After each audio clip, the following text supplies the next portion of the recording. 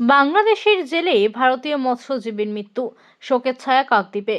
গভীর সমুদ্রে মাছ ধরতে গিয়ে বাংলাদেশের জলসীমানায় ঢুকে পড়ে সে দেশের উপকূল রক্ষী বাহিনীর হাতে আটক হওয়া 17 জন ভারতীয় মৎস্যজীবীর মধ্যে একজনের মৃত্যু হয়।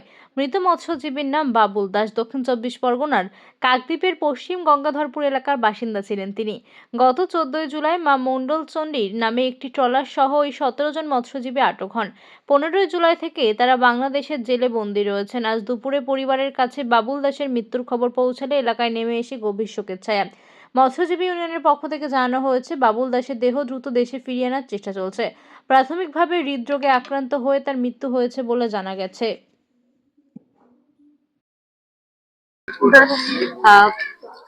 ভারতীয় মৎস্যজীবী বাংলাদেশের জেলে মৃত্যু, কি খবর পাচ্ছেন, কি হয়েছিল? হ্যাঁ, আজকে আমরা প্রাথমিক সূত্রতে পাই বলতে এমনিতেই আমরা একটা পুলিশের কাছ থেকে আমরা প্রাথমিক একটা খবর পাই, কিন্তু খবরটা পুরো সম্পূর্ণ ছিল না। যে কিছু একটা ঘটেছে জেলের মধ্যে, এবং ছেলেটির ডিটেলস আমরা পাই।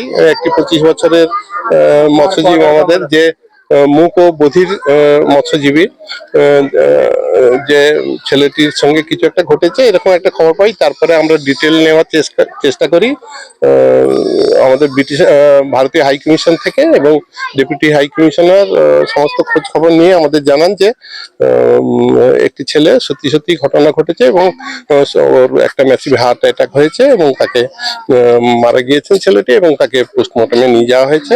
এবং ডেপুটি হাই কমিশনার সঙ্গে সঙ্গে আমাকে বলেন আমি ফ্যামিলির সাথে কথা বলতে চাই। তো সেই জন্যই আমি ফ্যামিলির কাছে এসেছি, এবং আমি নিজেই এসে ফ্যামিলির সাথে কথা বলে গেলাম, এবং ডেপুটি হাই কমিশনার ফ্যামিলির সঙ্গে সমস্ত কথা বলেছেন। কতজন ওখানে আটকে আছে? এখন আটকে আছে ও মোট মনে নেই, মোট আমাদের এখানকার 4টি ট্রলার আটকে রয়েছে।